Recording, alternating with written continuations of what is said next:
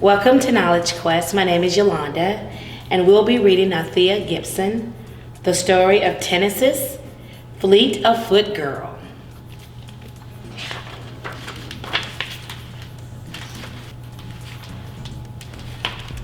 The championship at Wimbledon, England, where the most famous tennis athletes in the world competed to be the best. Sharp white collars, sharp white pleats, sharp white lines.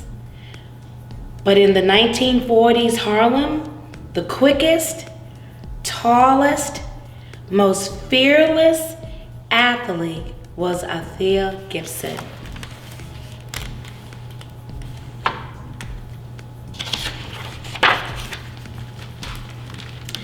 At 13, Althea didn't know about Wimbledon.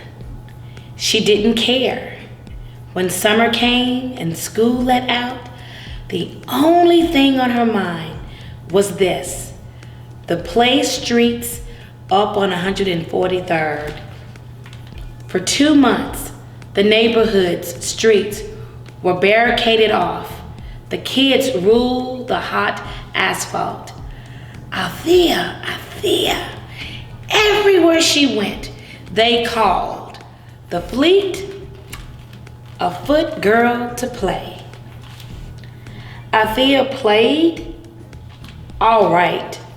Stickball with the boys, basketball with the girls, paddle tennis with anyone and everyone who would hit with her.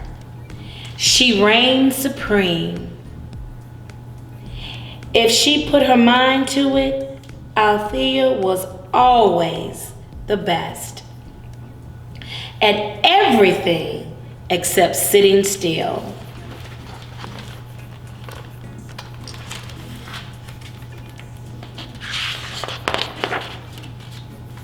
When summer was over and traffic returned to Harlem's busy streets, she still needed to move.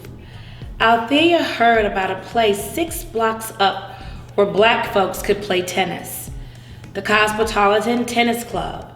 She walked in like she already belonged, grabbed a ball and a racket, and started to swing. Who is she? The grown-ups at the club asked. She could sprint and turn and leap like a natural. I'm Althea Gibson, she announced, smiling widely. You should play with me.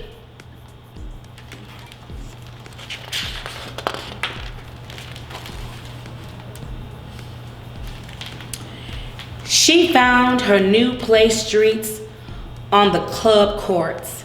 She loved the way the ball cracked against her racket's taut strings. She started to spend more and more time at the Cosmopolitan. There, Althea wasn't just a scrappy, long-legged tomboy. No. She was pure talent, pure force. The manager knew her family didn't have much money, so they let her do odd jobs in exchange for lessons. Maybe, just maybe, the folks at the Cosmopolitan thought this fleet of foot girl could play tennis against the country's best.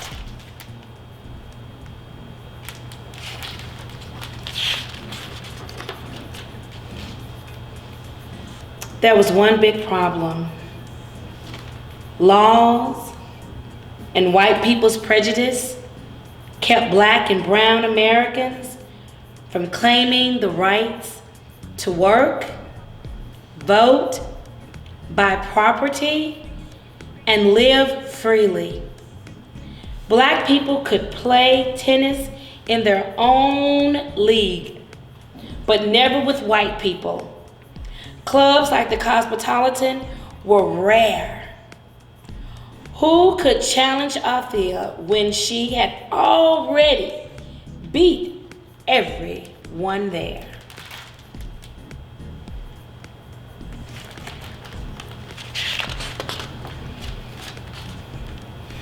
Being the quickest, the tallest, the most fearless player in Harlem wasn't enough for Althea. She wanted to be a tennis champion. She started traveling for matches and training with other black players in the American Tennis Association. She had a big serve and even bigger personality. She was so eager to prove herself that she wasn't always kind. She never wished other players good luck and would taunt them while they hit. She even threw a temper tantrum a time or two. Nothing felt better than winning.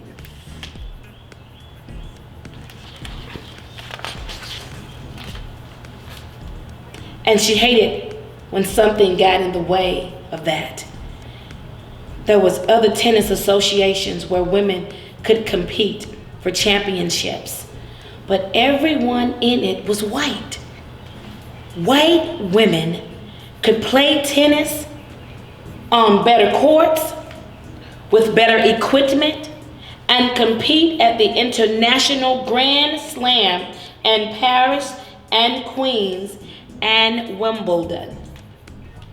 To be the best in the world, Althea would have to leave that all-black leagues and play the strongest champions, no matter what nationality or race they were.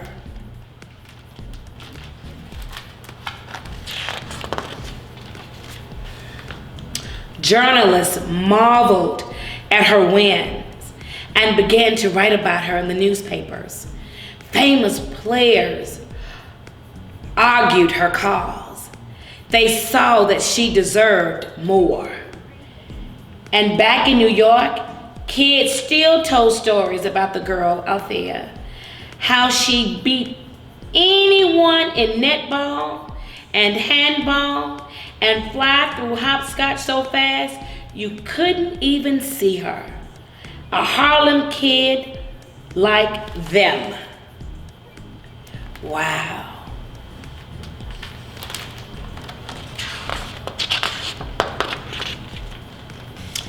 Slowly, the world was changing. African Americans had been told they were separate but equal for a long time. But Althea knew she could be more than equal. She could be the best.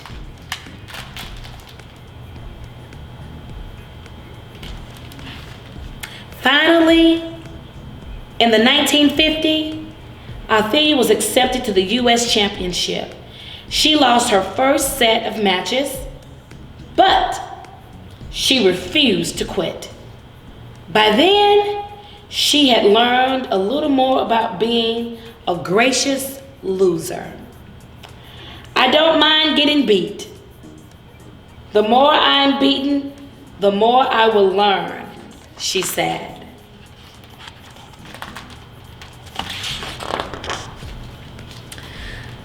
Sometimes she was lonely. In the locker rooms, Althea was left out of players' inside jokes and secrets.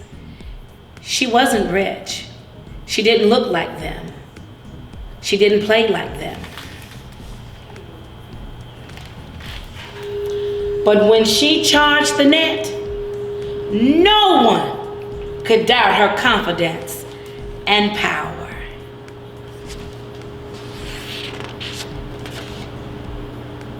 When the season ended, she still craved the court.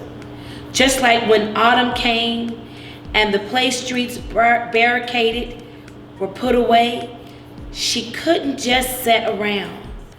Althea was off to travel the world. Forehands in France, ground strokes in Germany, backhands in Peru, serving in Sweden. Althea just kept winning and winning in Paris. She even became the first black person to win a Grand Slam. But Althea had set her sights on claiming the silver trophy at Wimbledon, the biggest and best tournament of them all. It was 1957, and the fleet of foot girl had earned it. For those 2 weeks in Wimbledon, Althea played better than ever. Her shots were cleaner, her volleys were quicker. Nothing was going to keep her away from the championship. When she strode into the center court to compete for the Wimbledon final, hers was the only black face in a sea of sharp white. Wimbledon final. Hers was the only black face in a sea of sharp white. Collars and sharp white pleats. So Althea focused on the grassy courts, sharp white lines, just like the ones at the Cosmopolitan, or the ones she's drawn with her chalk on the play streets. She took a deep breath and bounced the white tennis ball. 1, 2, 3. Almost before she knew it, game, set, match. That year, Althea became the first ever black person, man or woman, to win the championship at Wimbledon. And then in 1958, she did it again.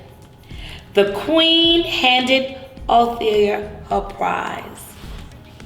She danced and sang with joy at the Wimbledon Champion Ball.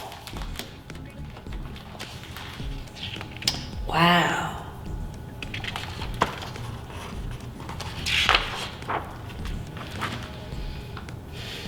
But best of all, back in New York that summer, they threw her a ticker tape parade. Althea, Althea. They cheered loudly for the quickest, tallest, most fearless girl in Harlem had ever seen.